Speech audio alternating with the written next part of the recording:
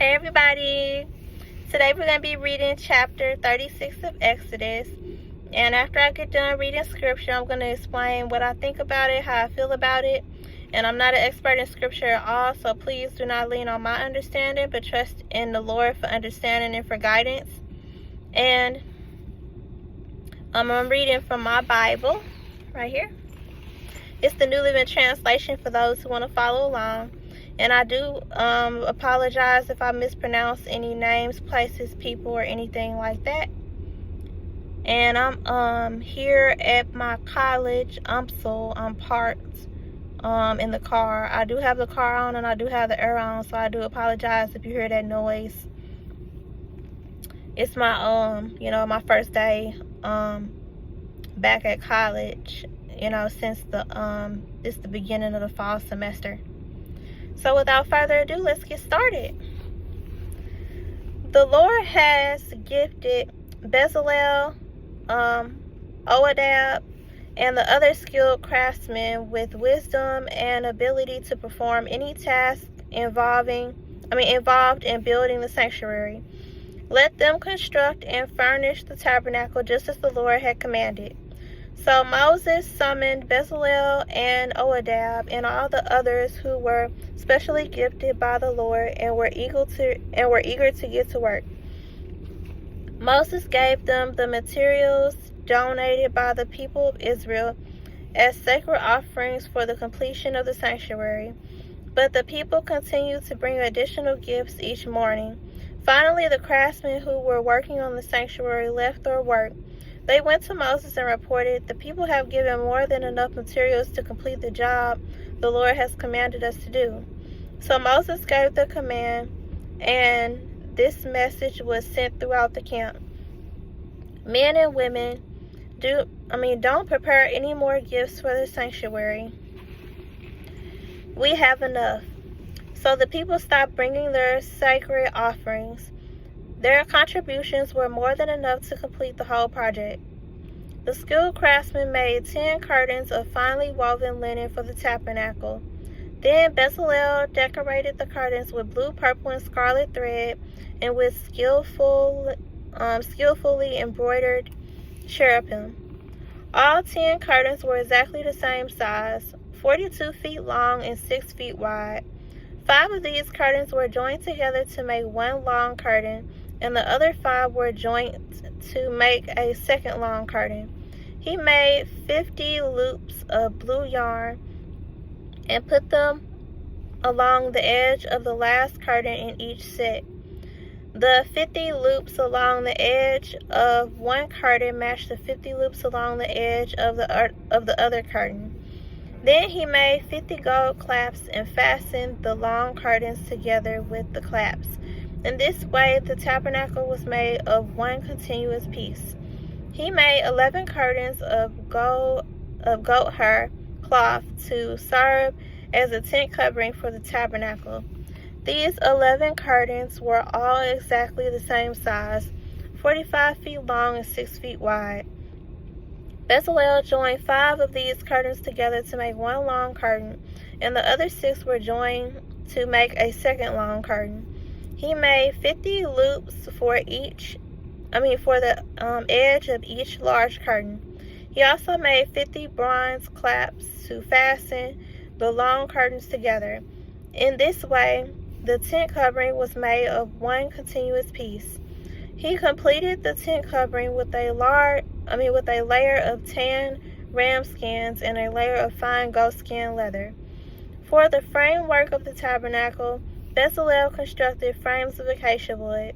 Each frame was 15 feet high and 27 inches wide, with 2 pegs under each frame. All the frames were identical. He made 20 of these frames to support the curtains on the south side of the tabernacle. He also made 40 silver bases, 2 bases under each frame, with the pegs fitting securely into the bases. For the north side of the tabernacle, he made another 20 frames with their 40 silver bases, 2 bases under each frame. He made 6 frames for the rear, the west side of the tabernacle, along with 2 additional frames to reinforce the rear corners of the tabernacle. These corner frames were matched at the bottom and firmly added at the top with a single ring, forming a single corner unit. Both of these corner units were made the same way. So there were 8 frames at the rear of the tabernacle, set in 16 silver bases, 2 bases under each frame. Then he made crossbars of acacia wood to link the frames, 5 crossbars for the north side of the tabernacle and 5 for the south side. He also made 5 crossbars for the rear of the tabernacle, which faced west. He made the middle crossbar to attach halfway up the frames. It ran all the way from one end of the tabernacle to the other. He overlaid the frames with gold and made gold rings to hold the crossbars. Then he overlaid the crossbars with gold as well. For the inside of the tabernacle, Bezalel made a special curtain of finely woven linen. He decorated it with blue, purple, and scarlet thread and with skillfully embroidered cherubim. For the curtain, he made 4 posts of acacia wood and 4 gold hooks.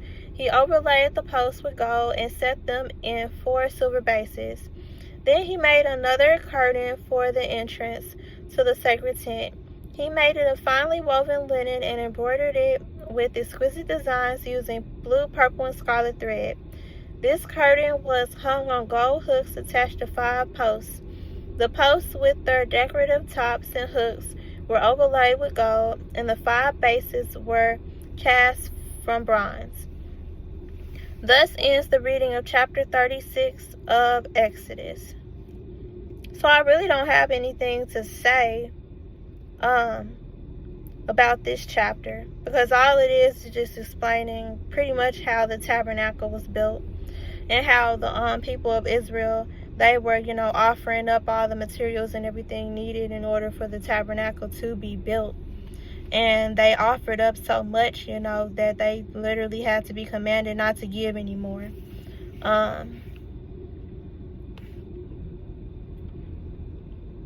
So yeah, I love the eagerness of the Israelites basically in this chapter, and how they were so willing to provide all of the materials needed for the building of the tabernacle. And I love how Bezalel and all of the other skilled craftsmen were so good at their job, and how they made sure that they followed all of God's instructions carefully and completely. And that's about it. I am excited about my class today, though, guys. It starts at 6:45, and it's like 4 o'clock, or a little after 4 o'clock. I got to so early because I did want to be able to park in this parking space that I'm at, so that way I can just walk up these steps to the building I'm trying to go to, because I don't want to have to walk all the way across campus just to get over here. So yeah, I'm parked over here, and I'm just enjoying being back on campus, honestly. But in terms of school, though, and in terms with anything in life, really, I'm just, waiting on the Lord, seeing what he gonna do next, because, the Lord is the one that's in control over my life. He the one that give me my, who give me commands, and I obey him and stuff. Whatever he say do, I'ma do. Just like he had me leave my granny church and join 2819 church, I'ma do whatever it is he tell me to do. So, I'm excited to see, what this year has in store for me, basically. I've already done some awesome stuff this year, with the Lord. That's why I'm excited. I don't know. It's just something about this year. We've been making some real big decisions and making moves and stuff, and I just feel like it's time. Some exciting stuff gonna happen this year, and I feel like he not done yet. He is not done. So I'm just excited to see what he gonna do next. But so far, this week, school has officially started back, And I'm still waiting on UMSL and Christian Hospital to do the paperwork, the legal documents that they need to in order for me to start my practicum. So I'm still waiting on that. And we'll see what happens. If the Lord want me to do my practicum, then I'll do it. But if he don't, then I won't. So we'll see. Just like if the Lord want me to get this degree, get this master's degree in social work, then I will. But if he don't want me to do that, then I won't. But I'm excited though to see what he do, because it's all up to him. I am following his plan for my life. Like, that's it. And it feels so good to not have a plan no more. Like, it feels so good to be able to tell people I'm doing whatever it is the Lord telling me to do. Like, I'm so glad that I don't have to, explain myself to anybody. I can just be like, I'm doing what the Lord telling me to do. I'm being obedient to the Lord. Like, if y'all don't like the fact that I don't have a plan or whatever, that sounds like a personal problem, because I'm doing what the Lord telling me to do. The Lord's plan is my plan. Like, I feel like there's nothing wrong with that, But I feel like, in this world and everything, in society and stuff, they always, be pushing you to have a plan, You need to know what it is you want to do when you a kid. And when you get to high school, you need to apply for college in order to do what it is you've chosen to do. You need to have your life all figured out and stuff. And then you need to go to college and get your degree.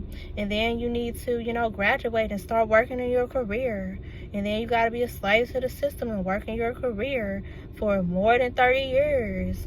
And then you can retire. And then by the time you retire, though, you in your 60s, 70s, body all broke down and stuff, and can't even enjoy the fruits of your labor because you didn't work your dang youth and health away. Like that is what society wants you to do. They want you to be a slave. And I don't want to do that. I feel like the Lord is calling me away from that. So, we'll see. We'll see. We shall see, you guys. But for real, though, it's this little piece of my car. I'm not going to show y'all, but, like the little trim that be on the car. That be on cars, the little silver trim that be, like, over your windows and stuff like that. Yeah, like, I went through the car wash yesterday or the day before yesterday. It was one of them days. But I went through the car wash, and one of my little silver trims on my window is coming off. I don't know if I should get some I know I need some type of glue in order to glue it back down. I don't know if I should use Gorilla Glue or something like that, because I feel like that type of stuff ain't supposed to be used on cars. I don't know why I feel that way, but I just do. But, I mean, let me know what y'all think. But y'all know what I'm talking about, that silver trim that be on the side of your car. But yeah, and I don't know what type of event they having up here at my school today, but all I see is people parking. This parking spot that I'm parked at, this parking lot that I'm parked at, people don't normally park back here. But it's some type of event going on, because there's a lot of people coming over here to park. And I'm so glad that I parked right here first, because this is student parking, but apparently they using this for event parking today. I still parked here because it says student parking, and I am a student. And I'm not finna park in the parking garage just for me to have to walk all the way across campus just to get to the building that I'm trying to get to. No, I'm finna park in this little parking area that's in the back of this building that I'm trying to get in. So I'm so glad I got here early, more than 2 hours early. But I mean, like, I needed to. Apparently the Lord knew what he was doing, like always, because ain't no way I would have been able to get a parking spot by 6 o'clock if I had showed up at 6 o'clock. No way. No way at all. But yep, it's just people rolling in, just getting little parking spots up in this up in this parking lot. And it's a small parking lot too, that's what I'm saying. You know, it ain't even as big as the other ones, you know, on campus. And I keep on seeing all of these carts that they have. They keep coming down here to this parking lot and picking people up who want to be taken up to this event. I don't know what event is going on. You know what? It would be cool if the event that's going on is actually like them celebrating the redoing the quad area. That'll be awesome, because they've been doing work on that for a while.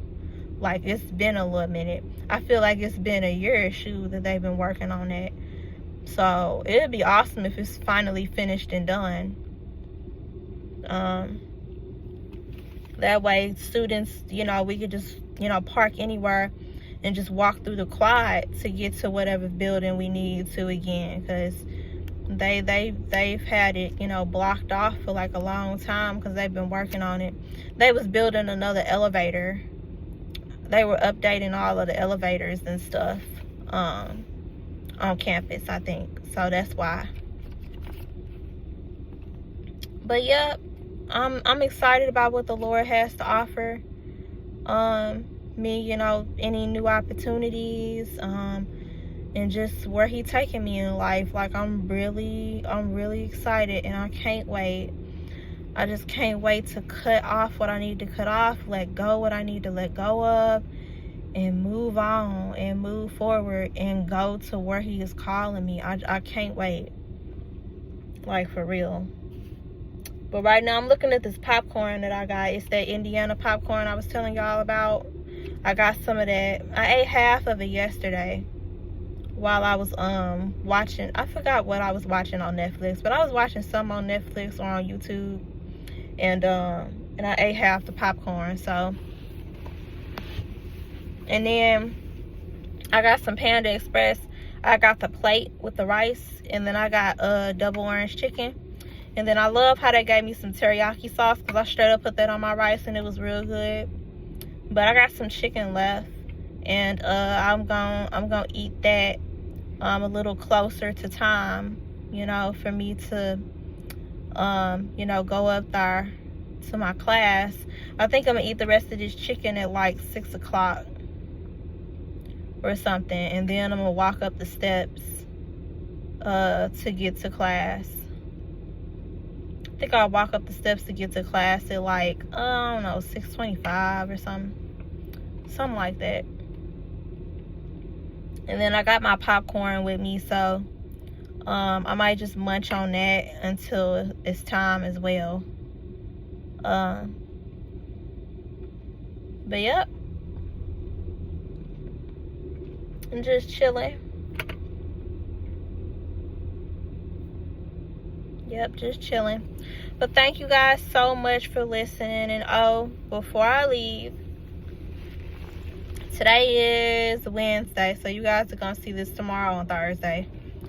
And my shirt that I'm wearing today, it says, don't let the noise of this world keep you from hearing the voice of God. That's what it says. So thank you guys for listening to me. I love you. Jesus loves you. And have a blessed day. Bye.